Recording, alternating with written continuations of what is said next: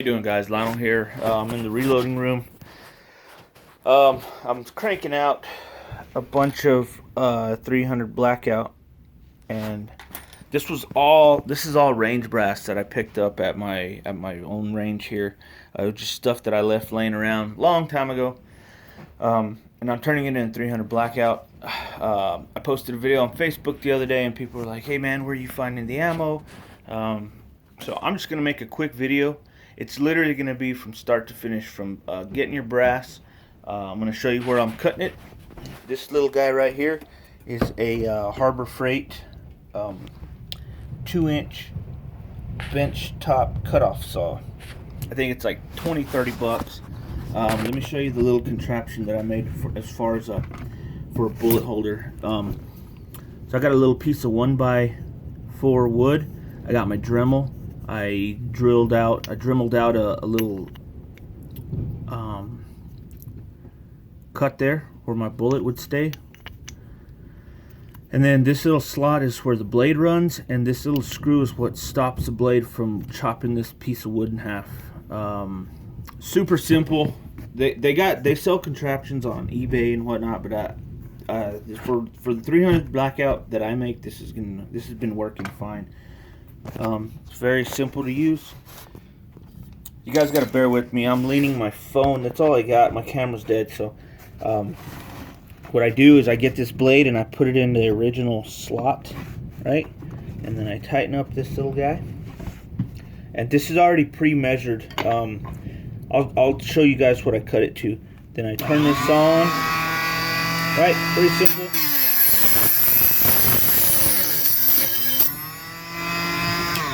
Chop it. There you go. You got a cut piece of range brass. Primer pocket's been cleaned. I already took the crimp out of the pocket and all that. So next step is to run it through my die, and this would all be mass produced, guys. So bear with me. I'm just taking you step by step. So this piece of brass is cut to 1.349 inches. Okay, so what I do is I drop it down my tube, and I'm only gonna run it through the sizer right now.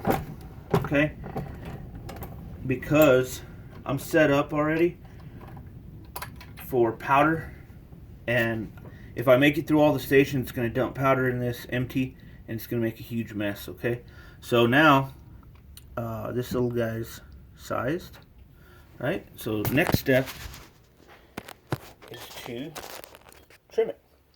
And I've already got this set up. Like I said, I was making a whole bunch. So this gets trimmed. And then what I do next is I take this to my case prep station on my lineman. I deburr it, inside and outside chamfer. Hit it with a quick brush. Boom, done. Now, the one part that I am doing different, I'm hand priming because I'm hand priming. So my Lee Pro 1000 does prime on station, and it makes it actually really fast. The issue is, we all know there's a primer shortage right now. And this press, every 10 primers or so, sometimes not even that, but every now and then it does ruin a primer. It doesn't set it straight to push it up into the bullet, and it does ruin it. And right now I just can't afford to be ruining primers with the shortage that we got. So I'm hand priming all my brass right now, even my bulk stuff that when I load my 55 grain ball ammo. Right, so now I got a primed, sized, and ready to go case. This case is trimmed to 1.350 is what I'm trimming this brass to. So now my next step is to since I got all my brass, all my brass prepped and primed already, I don't need my sizer anymore. So what I'm going to do here in this case is pull it off. So I'm just going to rotate this out of the way.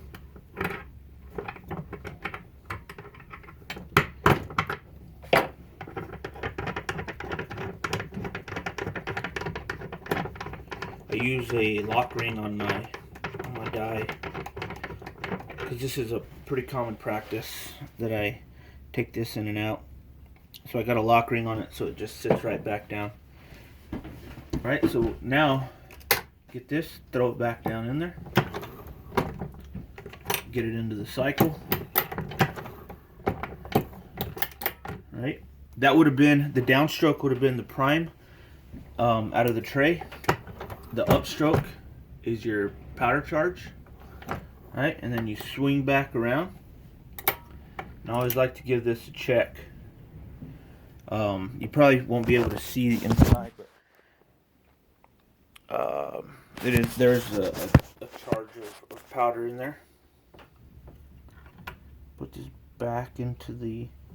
Now this is all set up already. I'm loading 13 grains of CFE black, and these bullets are 180 grain makers bullets. These are subsonic. My chrono was 1,010 feet a second. Right? And there you go.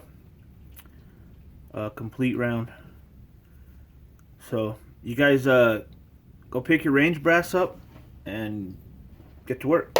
Anyways, thank you guys. If you liked the video, hit the like and subscribe button, and thanks for watching.